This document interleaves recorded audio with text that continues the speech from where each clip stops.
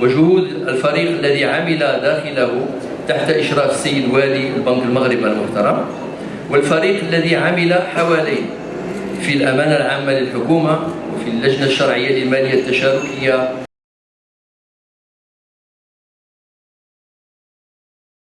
Eh bien, ce salon vient marquer l'existence et la présence de tout un écosystème autour de la finance participative. Vous savez qu'il y a quelques semaines, 8 banques ont été agréées et que maintenant le processus démarre pour finaliser ces agréments. Mais cet écosystème comprend à côté des banques les assurances Takaful qui sont en préparation, les institutions qui vont émettre des soukouk sharia compatibles, mais il y a aussi les institutions de régulation qui encadrent, et puis il y a aussi parmi elles le Conseil supérieur des ulama. Donc toutes ces personnes qui sont présentes parmi nous dans ce forum et dans ce salon vont, disons, avoir l'occasion d'échanger leurs vues, leur vision, de se connaître davantage, d'apprendre à travailler de manière collaborative, et c'est très important. L'autre intérêt, c'est d'écouter et d'anticiper les attentes du public.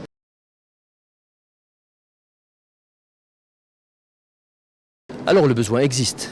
Plusieurs enquêtes ont été faites auprès des particuliers. Abouab a fait une enquête auprès des entreprises et les attentes sont très grandes, quantitativement mais aussi qualitativement. Les gens attendent des prix compétitifs, les gens attendent un bon service, les gens attendent d'être éduqués financièrement et qu'on leur explique de quoi ils retournent.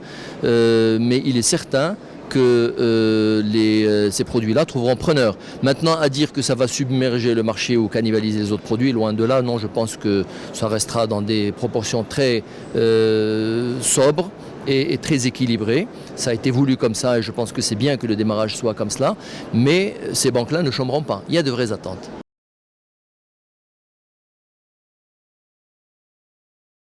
Moi, je pense que cette concurrence, d'abord, va jouer entre les banques participatives elles-mêmes. Et c'est une très bonne chose que Banque al-Maghreb ait autorisé plusieurs banques. Secondo, entre les banques conventionnelles et les banques participatives, que dire de cette baisse de taux de l'immobilier récente de la semaine dernière? Peut-être que c'est une préparation du marché conventionnel à se dire on vous attend au tournant.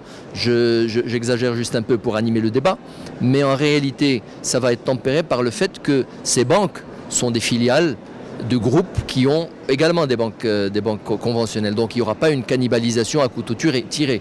Il y aura une compétition saine qui profitera aux deux secteurs.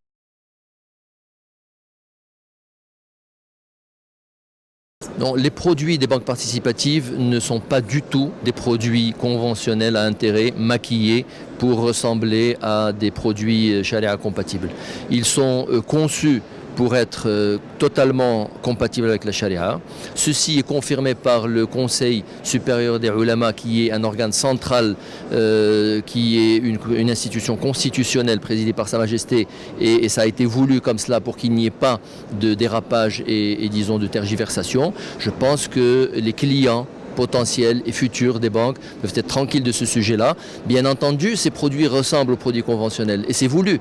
Il faut que le client s'y reconnaisse. Il faut qu'il sache qu'il finançait tel besoin par tel produit conventionnel. Aujourd'hui, de manière similaire, il va le financer par un produit compatible. C'est même très heureux. Mais il y a aussi des produits qui sont totalement différents. Quand on va prendre le salam ou la mudaraba, c'est effectivement des nouveautés. Mais il y a une palette de produits assez diversifiés.